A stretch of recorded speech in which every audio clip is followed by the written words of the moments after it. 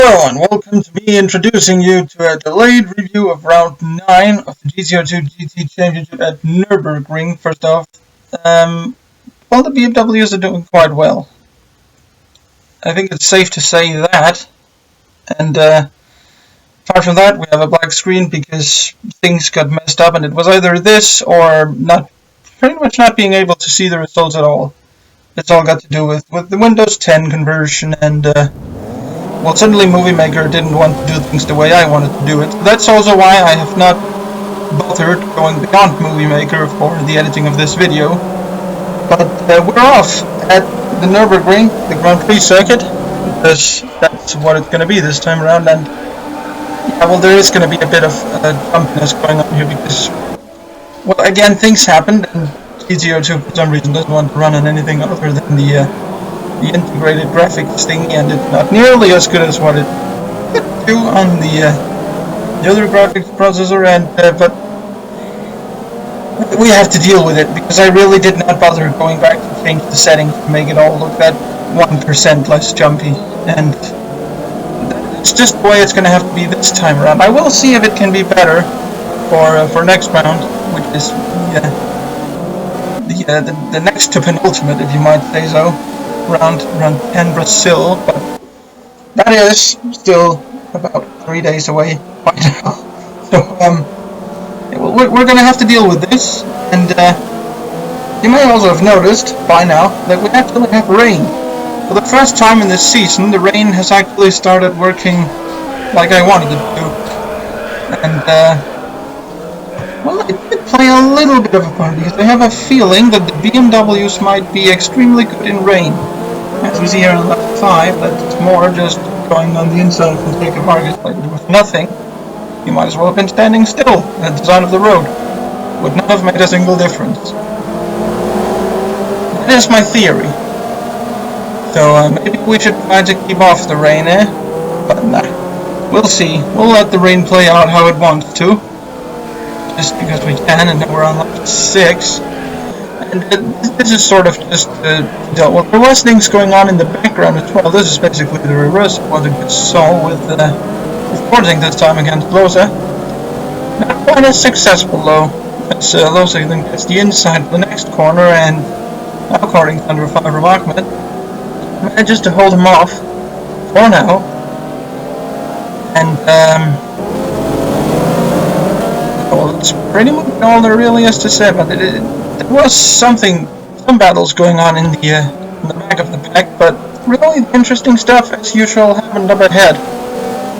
As we now have more catching up to third place Neyland, and of course he's going to try to go for an overtake, maybe down into the hairpin, but he's also got to watch out because Fonseca Vargas is right behind him as well, and he actually has to look up the inside here, not quite close enough. And my cat's just entered my room, so well then. This is going to be some interesting piece of commentary, and you might hear the occasional meowing in the background. Nope, he's going to leave the room again, so well, that's interesting. That's never happened before, and I doubt this has happened in other V-Spec series as well. So this is a world first. This is the premiere of animals trying to commentate on a V-Spec series. Yeah, where was I? He's at more in P4 at the moment, but he has got Fonseca Vargas and Raven right at his back, so he can't afford to do too many risky maneuvers here, and he's got to watch the inside now for Fonseca Vargas. Not quite getting the move done though, and now we make another little jump to a lap further ahead in the battle for P1, and there's all of the jumpiness going on here.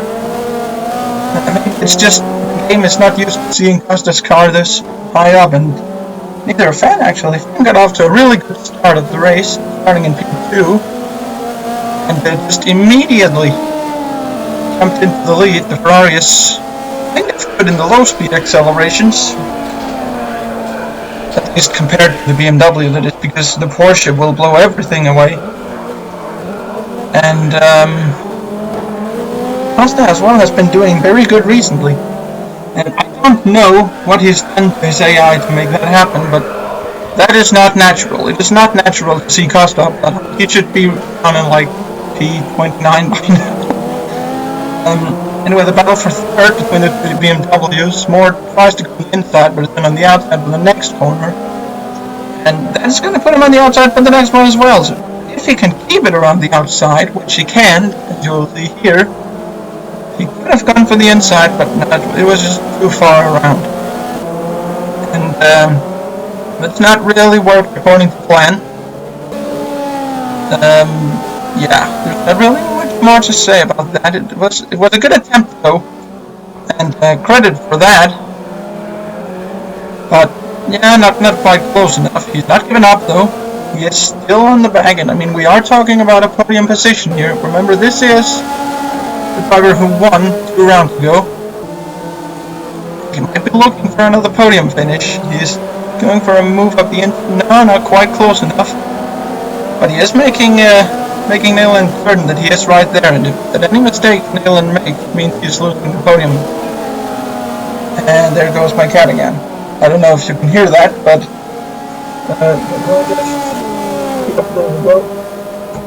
gives us a slightly better chance of commentating this. But we will have to wait and see. I can't be held responsible for whatever the heck my cat decides to do. But well, we've got some very interesting commentating going on here. I'd say that's done pretty well so far. So yeah, Moore has sort of lost ground in Neyland by now. That doesn't mean though that he can't potentially take a podium finish, because we are still having the pit stops to go, and that has been the race changer. And back down again at the middle of the field, here's the battle for P13 on lap 12, I should say, because I think it's been a long time since the lap update. But this is lap 12 between the number 77 and the number 13, Bobby and Cruz respectively. The Cruz of course being the leading in the BMW. And well, as I said, there are a few things going on in the middle, but they're not quite getting things done. Well, not as you could say, not as good as the others are. And that was a bit of a thing I got to cut out. But at this time, I have just got so long into this thing that I am not going to get out of this and cut that out. You will have to live with it, and if you can't, then boo-hoo. That's basically it right now. I just want this done with. Lap 16, the battle for first, and Costa's actually making a move up the inside of Fan, and he's gonna take the lead. And I cannot believe I've just said it. Am I actually seeing Costa in the lead? I mean, the only thing less likely than that would be to see my driver in the lead. Let's be honest here. Doesn't last for quite as long though. A few laps later, lap 21, Fan tries to go to the inside, but Costa actually manages to hold it together. And what he's doing in the lead. Amazing job there. And we're back in the battle for P3, and no, we're not seeing Harsk in the actual battle there. He's actually a lap behind, and he's holding up Neyland. And Moore saw that coming and goes up the inside and does give Hart a little bit of a push, but again, he's not really doing a good job with the blue flags and things. So that does see Moore P3 earlier than I thought. So I would normally think, okay, he can do that on the pits, but apparently he can do that with the help of another BMW. I am not sure if there was some let's call it assistance going on here, and pretty much the same story, except this time it's Michelin holding up Costa, lap 41. Costa then decides to go to the pits, because why not, he's getting held up anyway. So we might as well go to the pits, and maybe, just maybe we can come out in a place where there's less traffic, and then be able to go faster. Which is, basically, I think this is the first time I've actually seen the AI plan ahead on their strategy. There's one small detail he missed. This is only a mere seconds later. This Auror, who pitted in a few laps earlier, and he's now gone and taken him. Which puts Auror in the theoretical lead, in the provisional lead. Assuming, of course, everyone else will also be pitting in. And, of course, they will. It's just a matter of time. And, well, it would not really take too long for that to happen. So, yeah, I think that was Fan there a lap later. And, yep, that does indeed see Auror, or well more, the car of course entered by Auror, in the provisional lead.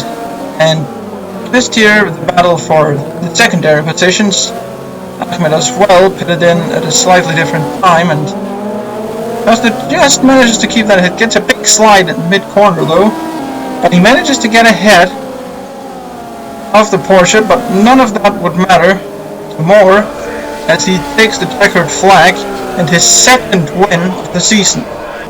Great result, and most importantly perhaps, a victory for BMW in Germany. It could not get better than that, I suppose, at least.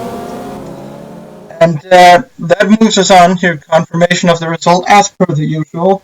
Moore takes victory, Costa in second place, and I applaud that effort. I've seen Costa's AI perform, and it's not usually been this good. Fan takes third, best Porsche Sizer in sixth, followed by, unbelievably, the number 95. My AI is actually doing good for once. Holy shit. He's actually not doing as bad as I could hope for. Well, he's doing better than I could hope for, that's what I wanted to say. Standings in the championship. This means Neyland moves back into the lead. Cohen just loses out on one position. Harsk is doing absolutely nothing in third place. And Moore moves all the way up to fourth. Look at that.